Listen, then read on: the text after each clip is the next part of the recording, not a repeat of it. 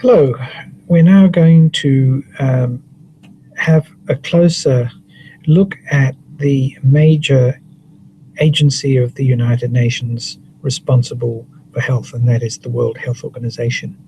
I'd like to show you some of these slides. So I'll just click on to the slideshow for this, and we can have a look at some interesting things. I want to speak in this presentation about the origins of the World Health Organization, some of its founding principles, a little bit about the mechanics of its governance, looking at Australia's particular linkages with this organization, and finish off with some of the issues associated with this body. Now, the origins, as do the origins of the United Nations, date back to the end of the Second World War. And they were already thinking about a UN system which would include a health agency.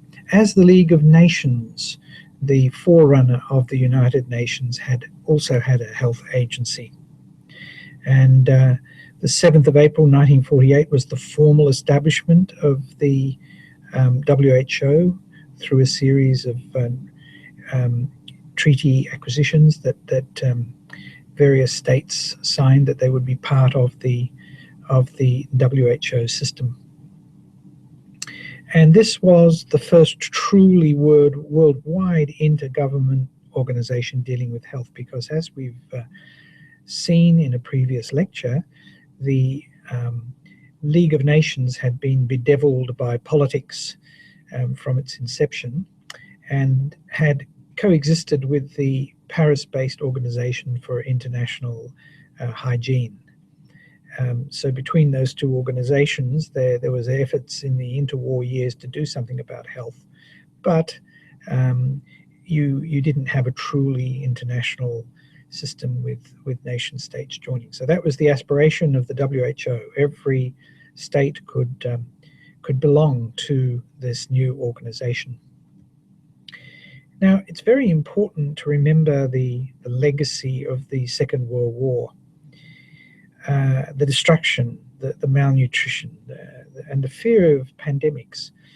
Those of you interested in the history of pandemics will recall that after the First World War, the Spanish influenza pandemic that swept the world actually killed as many, if not more, people as the actual First World War had with all of its conflict. And you must also realize the terrible destruction that was caused by the Second World War in Europe. The massive bombing raids on German cities had destroyed the communication systems and ultimately the governmental system of the local government and regional government systems of many cities, and the German people would have starved if it hadn't have been for food supplied to them by the victorious Allies. So ironically, the people of Britain had to actually curtail their consumption of food to help people in Europe, including their former enemies. And there was also the legacy from the League of Nations of things not working very well, the divisions of this interwar period. Another legacy is that the WHO was set up at a time when people saw the science as having the answer to diseases. Remember that during the Second World War, penicillin had been developed as the wonder drug. And the idea that it would be science, a biomedical approach to health, rather than a social view of health, was very, very strong. And very, very tragically, soon after the setting up of the United Nations, what was then the Soviet Union decided that it would drop out from a lot of these international bodies, including the WHO. So between 1949 and 1957, the USSR and its satellite states did not want to play a part in the World Health Organization. So here again, one of the things that we've been looking at in our studies is how international relations, diplomacy, and its problems have consequences for efforts to cooperate internationally in the interests of the health of the world's population. Now, I suppose as a lecturer, I've had to read this definition of health literally thousands of times in my career. A state of complete physical, mental, and social well-being, and not merely the absence of disease and infirmity. This definition of health from the World Health Organization has often been ridiculed. How can anyone reach this? No one is healthy according to this definition. I mean, stop and think of your own condition. There's something in your body or something that you've perhaps inherited from your ancestors that detracts from being a incomplete physical, mental, and social well-being. And I would just ask you not to be too harsh on the WHO, because to remember that the period in which it was founded was one of hope, of idealism for the future. They had seen the terrible consequences of ideology, of Nazism, of militarism in Japan, and people were hoping for a new future. And so, not surprisingly, they were very optimistic, perhaps utopian, and I use their utopia in a negative sense, as a place that you can never achieve. But maybe that was sort of an inspiration for people who set up the WHO. The conference founding the organization agreed that the highest attainable standard of health is one of the fundamental rights of every human being, without distinction of race, religion, political belief, economic or social condition. They also affirmed that the health of all peoples is fundamental of the attainment of peace and security, and is dependent on the fullest cooperation of states. These are very noble sentiments, inspirational, perhaps some people would say naive, but what is interesting here is the clear recognition of fundamental right to health, and that had been missing in many other international organizations' thinking. So in the past, it was more of sort of facilitating trade and reducing the costs of vigilance over outbreaks of disease and things like that brought countries together. So here you have a very clear statement, and this is paralleled by the Universal Declaration of Human Rights in the United Nations. So this idea of idealism, very strong.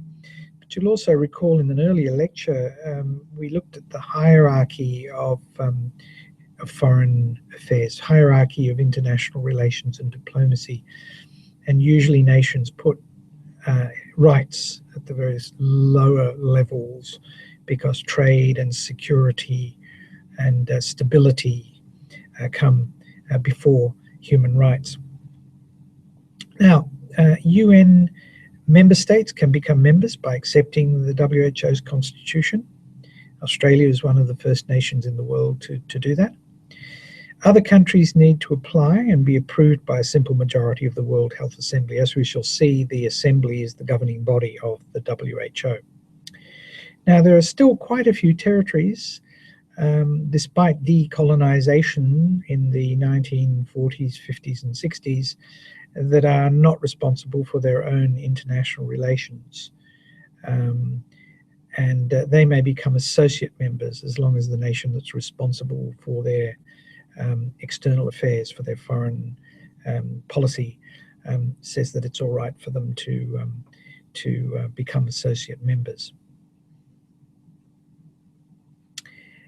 And now I'm just going to give you a little break from all these facts to give you a bit of a brain teaser. There is one United Nations member state which has declined to join the WHO. Can you work out the country? It's got one of the highest gross domestic products per capita in the world, and it's in Europe. Anyway, I'll leave you to work that one out. You'll have to go painstakingly through the list of UN members and then compare them with the list of WHO members and see which is the odd one out. And I have corresponded with the officer responsible for information for the government of this country and was told that this country didn't join because it wasn't worth their while to join. Okay, back to the structures of the WHO. The World Health Assembly is, if you like, the parliament of the WHO, meets annually. Should be not more than 3 delegates from each UN member state. And according to Article 11, they should be chosen according to people who are most qualified by their technical competence in the field of health. Note technical competence there. In reality, that's not often the case, because some of the people who are sent are political appointees or bureaucratic appointees, not necessarily highly competent in the field of health. And of course, critics say that civil society doesn't get a look in, with the assembly being dominated by the agenda of representatives of governments, and sometimes these can be harmful to the health of the people in the countries that they represent. There's an executive board appointed for 3 years that decides on the agenda for the assembly and nominates the director general, subject to that World Health Assembly ratifying their nominee. Now, the Director General of the WHO must, under the Constitution, be a medical doctor. Once more underlining that biomedical agenda that the WHO was founded with. The current head is Dr. Margaret Chan from Hong Kong, China. Previous Directors General have been Dr. Jong-Wook Lee from South Korea. Sadly, he died while in office. Dr. Gro Harlem Brundtland, a former PM of Norway. So they've had some formidable talent heading the WHO, particularly in recent years. The structure, the headquarters of the WHO is located in Geneva in Switzerland. Ironically, Switzerland only joined the United Nations a few years ago because it wanted to keep its neutrality, but Switzerland has historically hosted many international organizations concerned with international cooperation and peace and security. There are around 7,000 staff, just over 7,000 staff from more than 150 countries working for the organization. It's got 6 regional offices. We'll look at that in more detail in a minute or two. And their technical staff are predominantly medical. And as well, it maintains 149 country and liaison offices. Sometimes where countries are smaller, they might group 2 or 3 countries together and have one office that covers all of the neighboring countries to try and save on costs. Now, it is the most devolved of all the UN agencies. We'll look in a minute at where the regional headquarters are, but Australia belongs to the WIPRO region, the Western Pacific Regional Office. So WIPRO is where Australia belongs. Now the WIPRO is located in Manila in the Philippines, and its members extend from in the far north Mongolia right through to numerous Pacific island states. So it sweeps down from that section of Asia and the Pacific. Other regional offices for the Americas is the Pan American Health Organization, has now become the regional office for the Americas, and that's located in Washington, D.C. in the United States. The Southeast Asian office is at New Delhi in India. Here we've got to be careful because quite a lot of people call Southeast Asia the part of Asia beginning with Burma and sweeping across to the Philippines, not including India and Pakistan and Bangladesh and Sri Lanka, but in those countries are in the Southeast Asia region, along with some countries from what we call Southeast Asia, including Indonesia. So they're in the New Delhi-based body, and that can cause some problems because Indonesia has got quite a lot of linkages with states in ASEAN, the Association of Southeast Asian Nations, although it's in health, it sits in the New Delhi office. For Africa, Brazzaville in Congo, the East Mediterranean region in Cairo in Egypt, and for Europe at Copenhagen in Denmark. So you can see that it's a very, very strongly devolved organization. The regional offices, the directors are elected by the states in that particular region. They're not subject to central endorsement. And that director can appoint staff within the regional offices. And this autonomy can be seen in some ways as a good thing because there's more of a local link, but it also means that there have been criticisms of the WHO as being disjointed, and these regional offices being powers in their own right, not subject to central direction. Remember that the WHO is an independent association of governments. It has its own constitution, its own budget, its own assembly. It's an autonomous agency within the UN system. It's not controlled by the UN, although it cooperates with other UN agencies and bodies and considers recommendations from the UN. And remember, there have from time to time been UN meetings concerned with particular diseases, non-communicable diseases, HIV, AIDS.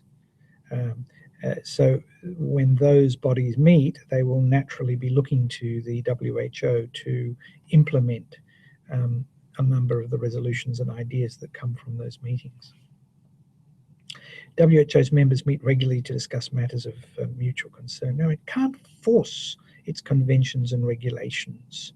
So it's not like the political side of the United Nations where they can send troops, and you'll often see those troops with blue helmets or blue berets to keep the peace, and they'll be armed and they can actually fight and intervene.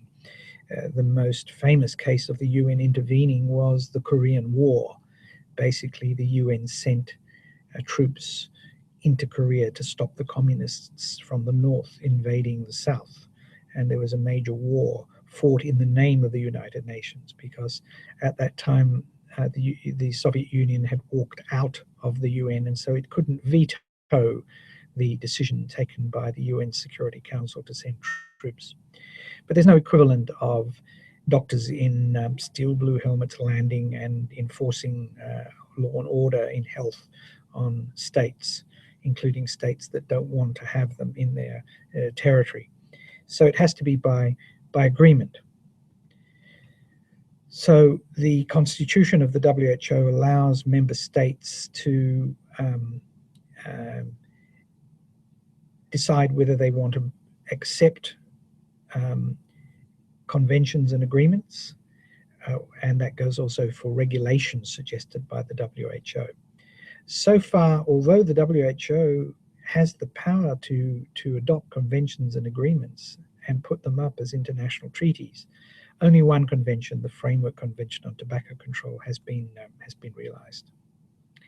Now, the regulations, it can look at sanitary and quarantine matters, the names of diseases, causes of death, and public health practices. And you're thinking, well, why is an international body interested in that? Well, if we're going to have health data, for example, we've got to agree on nomenclature of diseases. And I remember doing work in Malaysia and reading that old age was the cause of death. There are a lot of old people walking around who are not dead. So being old isn't actually a cause of death. So if you have those in your statistics, it doesn't help us to work out what has been causing the death of those people. And so comparisons can't be made with other countries. Standards for diagnostic procedures for international use, safety, purity, and potency of biological, pharmaceutical, and similar products, and the advertising and labeling of biological, pharmaceuticals, and similar products. And again, these regulations come into force only if they're accepted by the member states, and member states can decline. They can specifically inform the WHO that they reject all of the regulations or some of the regulations, because states have their autonomy, they have powers to decide what their people will be subjected to, and they can't impose that, even though the WHO might have a strong reputation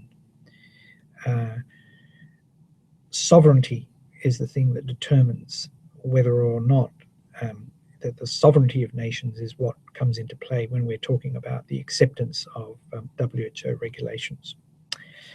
Now, budget's been a perennial problem for the WHO. It's got two main sources of income.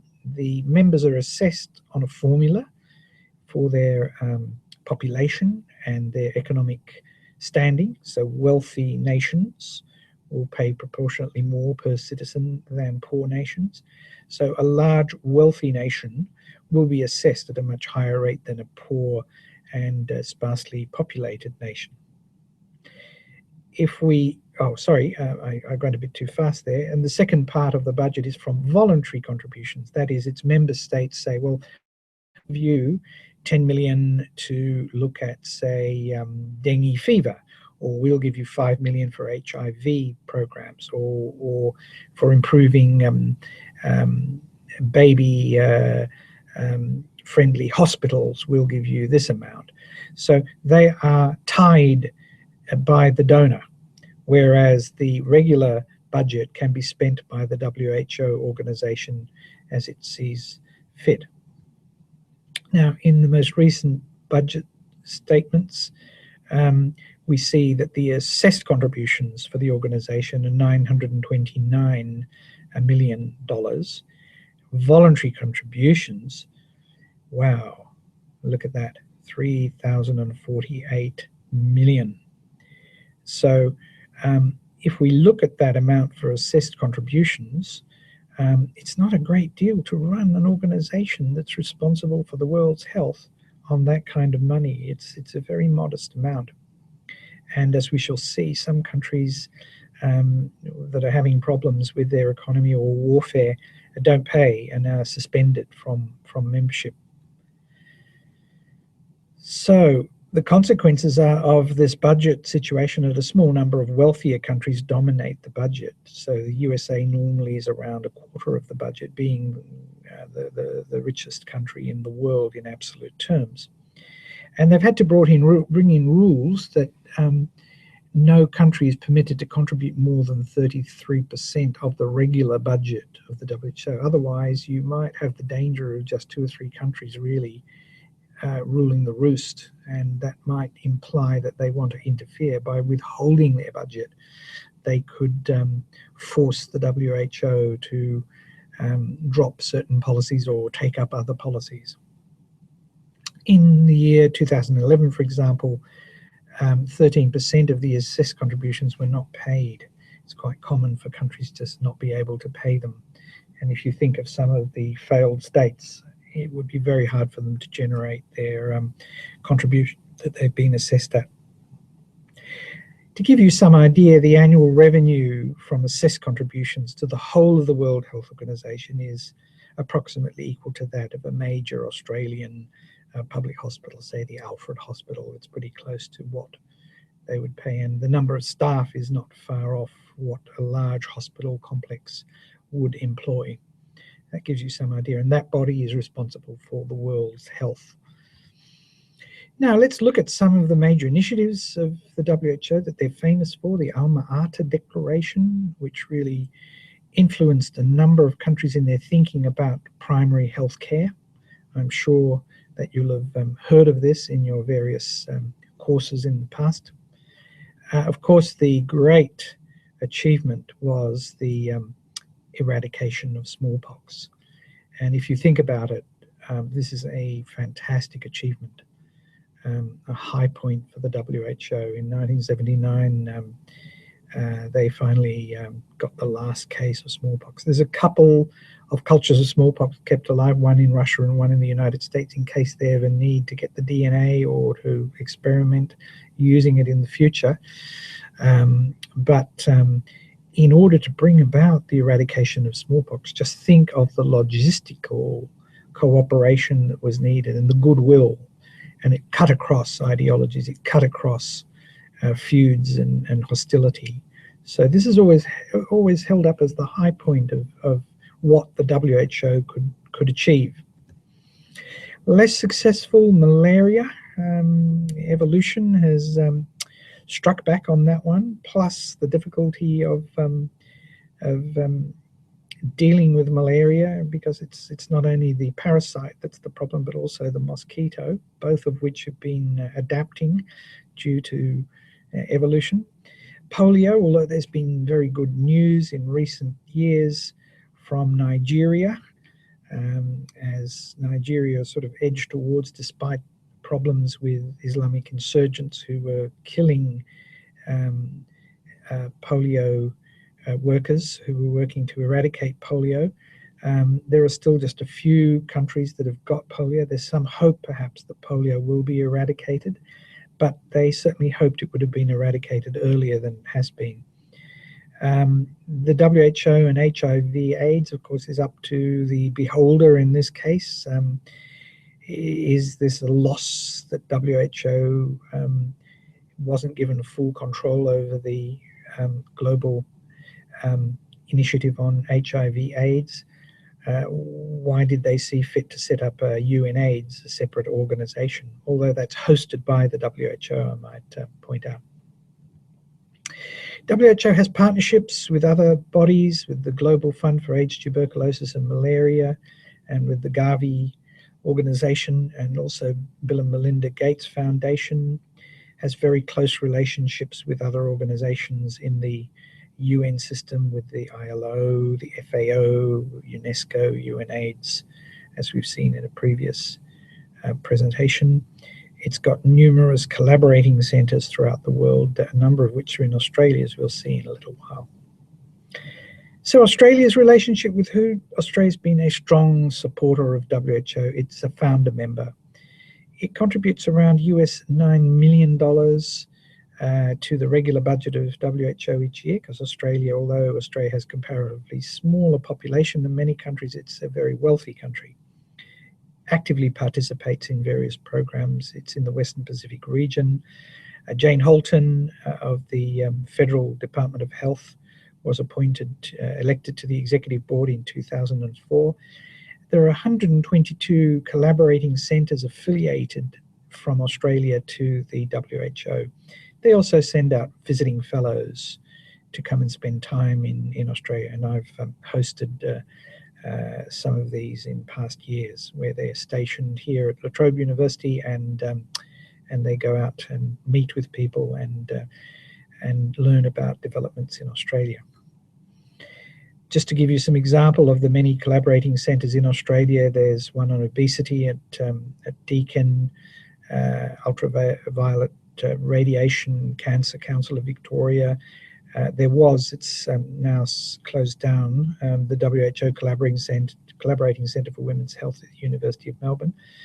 And La Trobe, under designation, has the Centre for Research and Teaching in Occupational Ergonomics, Health and Safety. So La Trobe is part of the system. So to finish off with, what are some of the issues for the World Health Organization? Well, there's always a danger that health issues will become politicized. A few years ago, there was a big to-do where a health minister of Indonesia accused multinational drug company and Australian research centres of trying to get hold of biological material in order to profit from it, and there was a big kerfuffle over that. Many, many years ago, India caused a bit of a problem when they said, well, nuclear warfare is the ultimate health issue. And many of the other members said, no, that's a job for the UN Security Council, not for WHO. It's not a health matter. I'll leave you to think whether or not you think annihilation by nuclear weapons and the consequences afterwards for people who escape annihilation is a health matter. This constant tension between its origin as strongly focused on technical responses, immunization and disease control, rather than policy responses, it continues within the organization. Another is that this definition that we saw of health just about covers everything. And so there's been a tendency for WHO to get involved in road accidents, violence, the environment, you name it, the WHO's been there. And the critics say, well, it's got to go on, concentrate on core functions and not just spread itself on every new concern. The World Bank, of course, has got the money, and WHO might have the legitimacy, might have the goodwill of people, but as you've seen from that previous slide, it just doesn't have the financial ability to fund things. So the World Bank can overshadow the WHO. And as I mentioned before, he who pays the piper calls the tune. If a regular operating budget is being superseded to such a degree by the voluntary sector, then there's a danger that the voluntary sector will be able to set the agenda by linking it to money. I mentioned before the problem of devolution. Is that a good or a bad thing? Excessive bureaucratization of agencies and organizations. The WHO is certainly a bureaucracy, and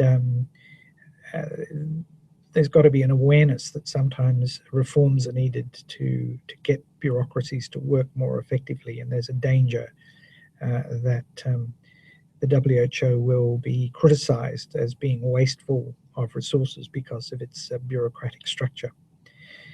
The rise of NGOs with substantial financial resources and moral influence.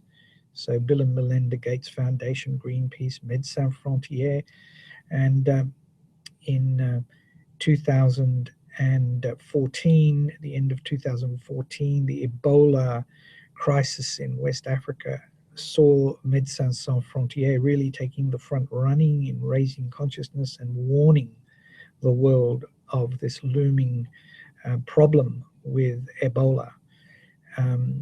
And that's been a source of considerable embarrassment for the WHO, which took a number of weeks to really get its act together and respond. Now, the WHO is not a global health police force, so it is the servant of its members, and it can't impose consensus on member states. It can't force member states to obey. It can only bring moral pressure. So a few years ago, China was found not to be actually reporting infectious diseases as it should have been, and quite a few WHO officers took action there, sort of autonomous action. Strictly speaking, they don't have that autonomy, but it's one of the things that WHO perhaps needs, a degree of autonomy when nation states join, to get those states to actually do something. Poor coordination of UN agencies and funds. The argument is that they were set up how long ago now? Since the end of the Second World War, and they really do need radical reform, and the WHO needs radical reform too.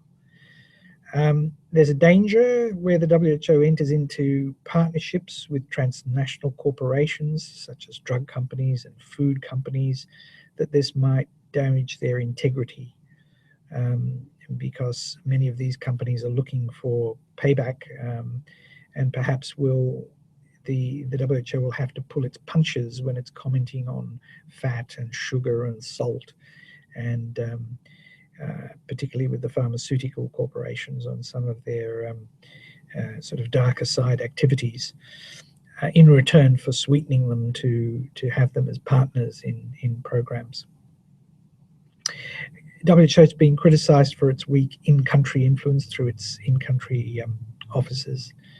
And as I said before, this bureaucratic culture is matched by criticisms of its medical dominance, the resurgence of old diseases, the fact that they've come back again is very good. And as I mentioned before, the corporate partnerships. And lobbying by sectional economic interests has been a problem for the WHO. The baby formula issue a number of years ago got strong opposition from the United States. And this was repeated when sugar was targeted by the WHO as a problem for health, and US carbonated drink manufacturers and cake and biscuit manufacturers put a lot of pressure on the US government to try and get them to influence the WHO against naming sugar. So to finish off with, I think a very, very useful quotation from the head of the WHO, Margaret Chan. She said, some 60 years ago when the World Health Organization was established, WHO was the organization in international health. But when you look at the landscape now, it's very different. There are many key players who are quite influential. So WHO needs to reflect on these recent changes and see how best we can leverage our core capacities, building on our mandate, the trust placed in us by member states, as well as our very strong track record of excellent performance.